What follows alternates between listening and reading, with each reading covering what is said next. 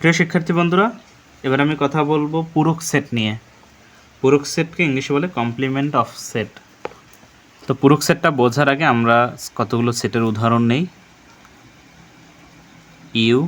You হলো সার্বিক set.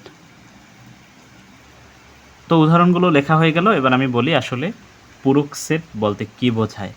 আর পূরক সেটটা বুঝতে হলে আগে আমাদের জানতে হবে সার্বিক সেট কি।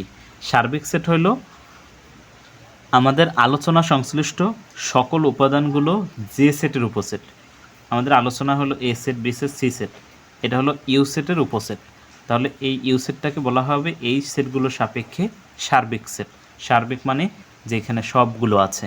তাহলে এই সবগুলো উপাদান এই সেটের ভিতর আছে, এই জন্য এটাকে বলে সার্বিক সেট। এখন আমরা সার্বিক সেটের পূরক সেট নির্ণয় করব।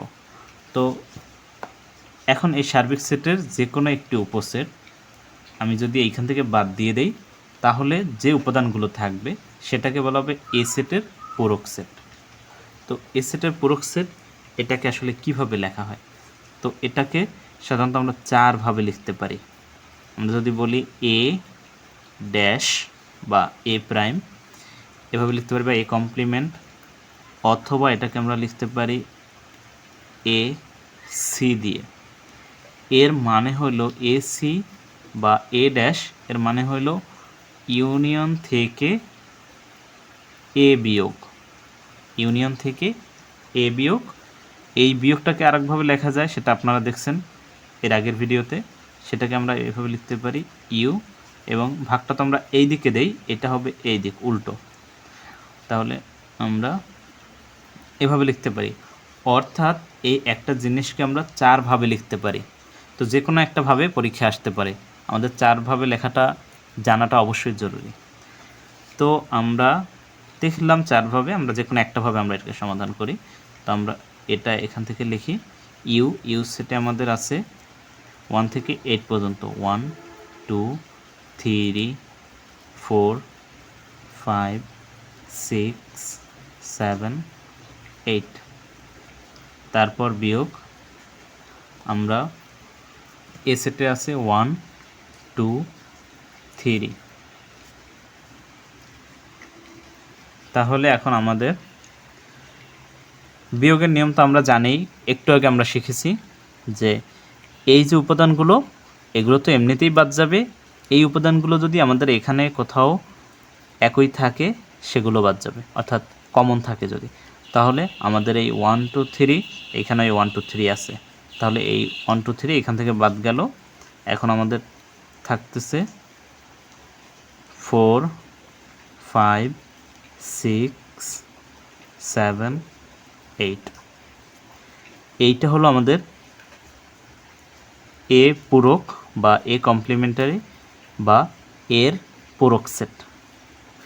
আমরা যদি আরেকটা উদাহরণ দেই, আমরা যদি লিখি বি ড্যাশ, তার মানে একই জিনিস।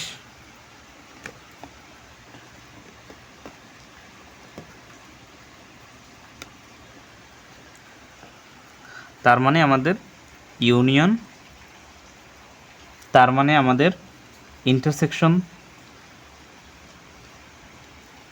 তার মানে আমাদের ইউনিভার্সাল সেট থেকে বি বাদ যাবে। তো আমরা আর চারভাবে লেখার প্রয়োজনে আমি একবার লিখে দিয়েছি। আশা করি আপনারা বুঝতে পেরেছেন। এরপর যে কোনো একটা ভাবে লিখে আপনারা করে দিবেন। তো আমরা এখানে লিখি ইউ সেটের ভিতর আছে 1 থেকে 8 পর্যন্ত।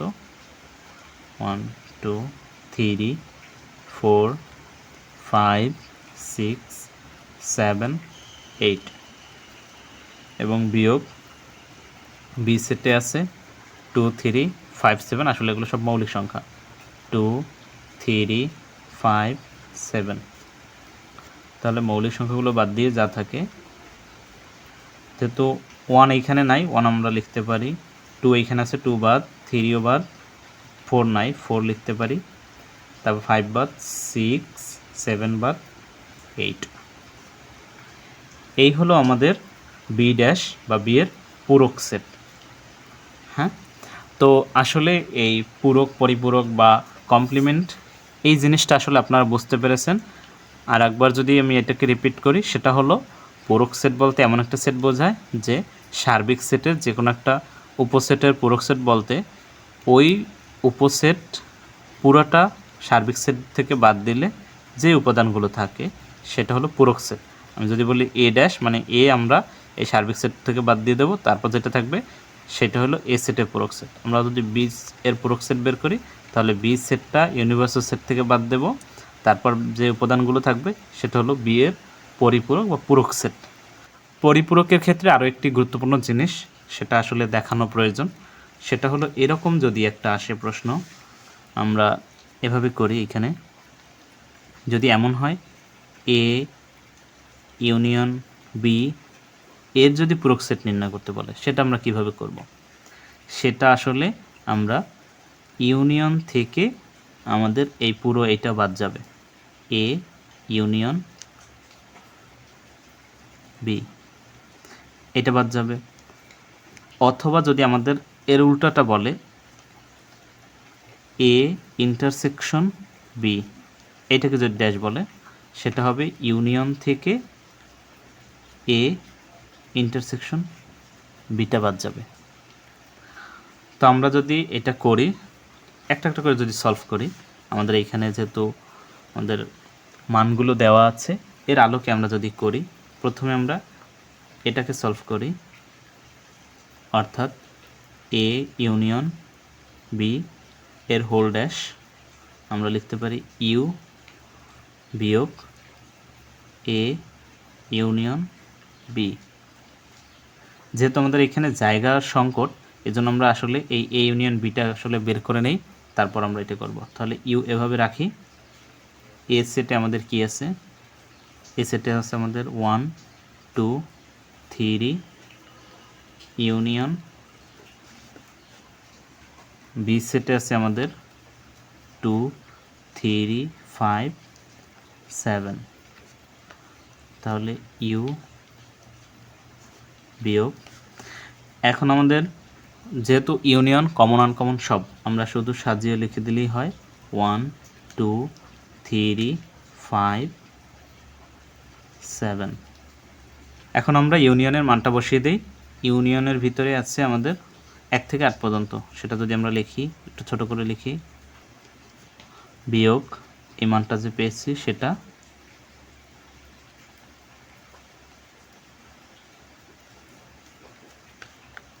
এখন বিয়োগের নিয়ম তো আমরা জানি, এই সেটের এই উপাদানগুলো তো এমনিতেই বাদ যাবে, যেই উপাদানগুলো এটার সাথে মিলবে সেগুলোও বাদ।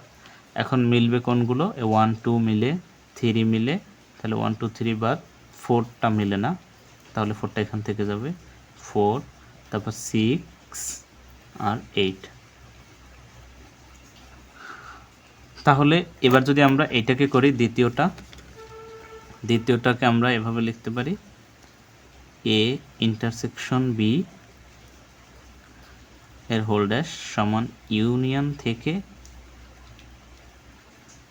এ ইন্টারসেকশন বি, এটা বাদ যাবে। তাহলে এটার ক্ষেত্রে আমরা ওইটা করে নিই, আগে আমরা এইটুক কাজ করে নিই, বা এটুকে আলাদাভাবেও করা যায় এখন, বা এখানে কিছু একটা লিখে এটা আলাদাভাবেও রাফ করে নেওয়া যায়। তো আমরা এর ভিতরে আমাদের আছে 1 2 3 ইন্টারসেকশন, বিতে আছে 2 3 5 7, তাহলে ইউনিয়ন আমাদের এখানে কমন আছে কি, এইটা মানে শুধু কমন আছে 2 আর 3, তাহলে আমাদের এটা হলো 2 3।